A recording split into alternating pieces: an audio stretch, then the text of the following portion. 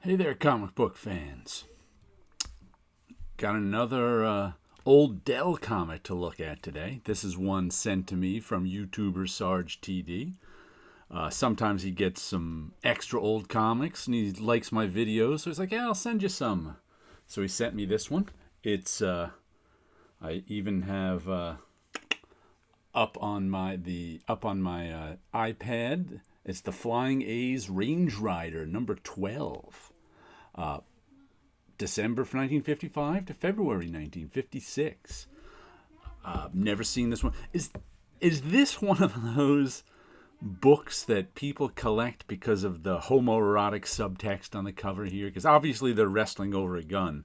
But this guy is definitely at lap level of this guy.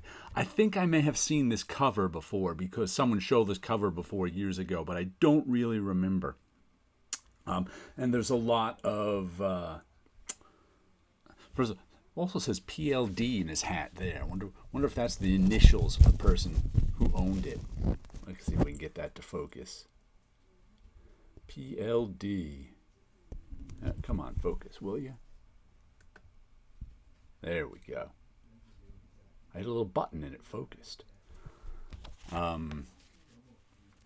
always like old comics with writing on them for some reason.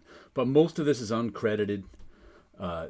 What's this guy's name? Photo of Jock Mahoney. I guess he's the Range Rider. But don't know who took the picture. Oh, look, Patricia. I wonder if that's her. Look, PL. That must be Patricia. And what's this? That looks like a stamp. Did Patricia put this stamp on here? Well, that's a number 1 stamp going 2 different ways. I wonder if Patricia did that. Here we go. Patricia's the Range Rider number 12, job number 5512. Wonder if that's for 1955. Must be. 1955, job number 12 for issue 12. And this is, what's the name of this one? Thirst for Revenge. Let's see what they know. All they know about this one is Tony Sgroi, Sgroi. Did the pencils and inks on it. Other than that, there's nothing in the Grand Comic Book Database about it. Ooh, some nice. I've never heard of Tony Sgroi. He's got some nice artwork here, though. I really like this panel right here. Nice composition, and I like that this. That's a little Ditko-esque, isn't it? That face figure right there are a little Ditko-esque to me. Come on, let's focus. Hit that button, see if it focuses. There we go. That looks a little Ditko-esque to me. I wonder if this guy was influenced by Ditko, or they were both influenced by the same. Another nice panel right there. PLD. Did she initial every page? Oh, every page. There we go. Hold on. There's something on my screen here that I couldn't see where I was pointing. Let me get rid of that. You can't see that, but I can. PLD. I guess she stopped. Another. I like that panel with the 4 people surrounding it. Ooh, horses being tripped. That's another nice panel. That one right there.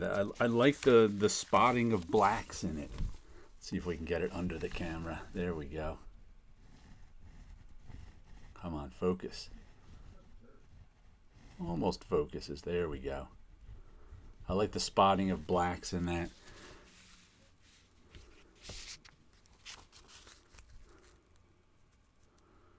Some dark blue skies. Must be night out. Good face right there, too. I like that face haloed by the red hat. Oh, that's a pretty good drawing, too. This that kid over there.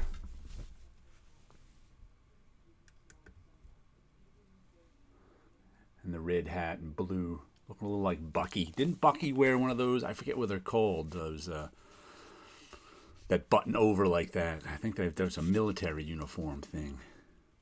Blam, blam. I don't know. I always like sound. Oh, another nice panel right there. Just those 2 good drawings of those guys standing there.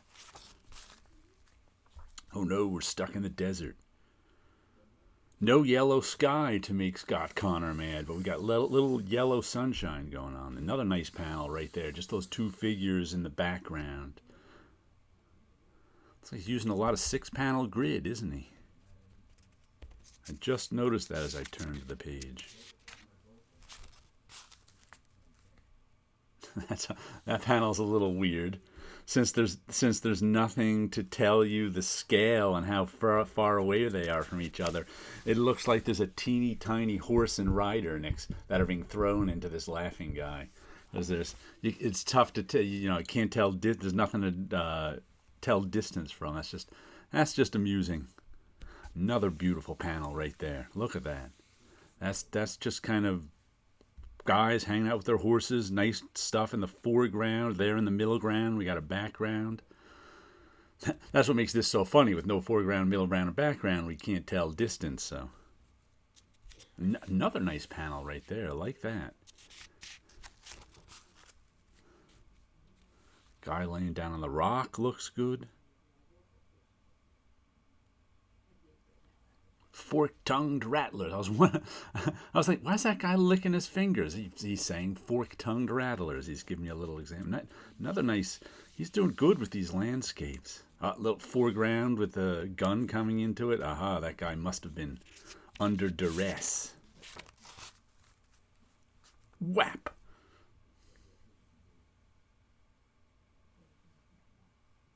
Now, that's strange. This whole time.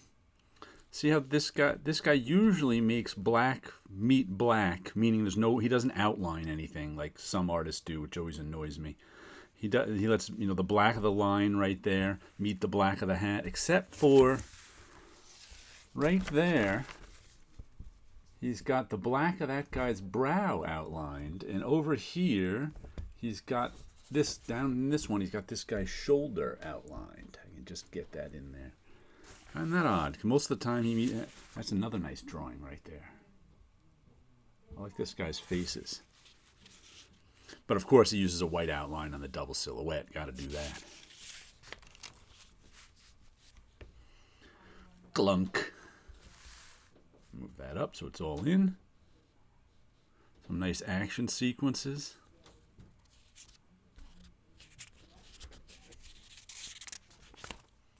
Oh, now we got Showdown. I wonder if they have any credit. Nope, no credits. Letters, typeset. Dick West in 3-1. Let's see if they got any credits on that one. Water, Thirst for Revenge, 3-1. The pencils are by Nicholas Furfires. Haven't heard of him either, but I'm not that well versed in Dell Comics, so I'll look like that same kid. Maybe he's Dick West. Nice shot of the stagecoach there. Nice detailing in that red and gold stagecoach. Yeah, look at that. Yeah, very, very different, much sketchier style in this. Lots of lines in the horse. Oh, I like this. I like that panel up there a lot.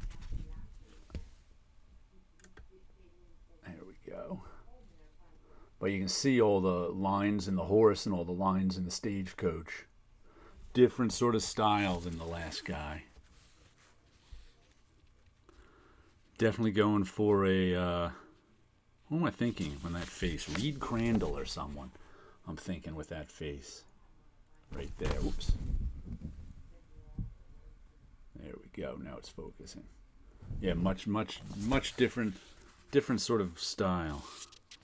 He's drawn that stagecoach a lot. He must have reference on that to draw it so many different angles. Even the back, because if you were to ask me to draw a stagecoach, I would have to look it up.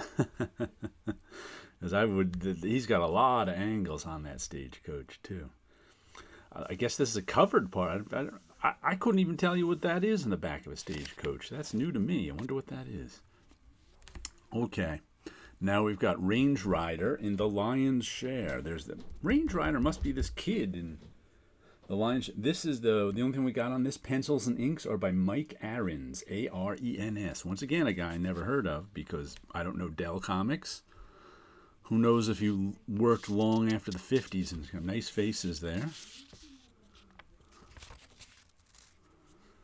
This guy's kind of between the two other guys in style. He's got some realistic stuff. Nice profile shot right there. He's got some lines and detail in that Cowboys buckskin outfit there. But he's not quite as thin-lined as the last guy we saw. He looks brushier. I think this was also in the late 50s was when they introduced the Winsor Newton Series 7 number 3 brush to comics. So that's when comic inking became a different kind of, because it's a watercolor brush that's really, really good. And I remember reading somewhere, I always took it for granted because it's been around all my life. But I remember reading someone said it was introduced in the 50s. It's like Winsor Newton's Master Series brush. And before then, they used whatever crappy brushes they could find. But I think it was sometime in maybe the late 50s, the Series 7 was introduced to comic book inkers. At least I don't know if it was introduced to the market or just comic book inkers, because this looks like a lot of brush work here. And it kind of changed the way inking happened. Some interesting lettering, too. This is a different letterer than... The lettering is much bigger. Look at that. Lettering is kind of smaller there and bigger there. I wonder if the size of the original art, because this was the era of original art being done twice up. It wasn't until the mid 60s where it was done 1.5 times, where the page went from 16 by 20 original art to 11 by 17 original art. But I wonder why that, if he was working smaller, therefore the lettering ended up bigger. Ah, nice little scenic shot there with this, I don't know what they're called, stack of rocks with a hole in them in the southwest. I like that panel of the guy with the 2 guns. Blam, blam. Oh, can't quite get it up under the camera. There's an arm of the camera blocking it.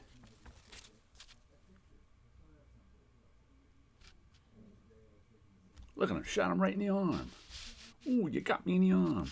Well, that's another nice panel right there. I like that one. That guy with his green hat, yellow scarf, red checks. Good stuff. Oh, no back cover on this one. No, our back cover is missing. I have other plans. The Gene Autry Companion. Oh, no, here's the back cover. It somehow got folded around. Look at that.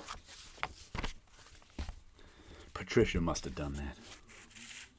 So there's our back page with the back cover. Does it continue? It continues onto the back cover? Does it continue onto the... Nope, does this story end on the back cover? So it goes from here? Or is that the end of the story? And this is some kind of ad. Good question. A pledge to Dell parents. Well, there you go. A nice little look at the Flying A's Range Rider number 12 from what year was it? 56? From 1956, published quarterly by Dell Publishing. 261 Fifth Avenue, New York, New York. All right, hope you enjoyed that look at this one. And always win the wrestling match for the gun is what I say.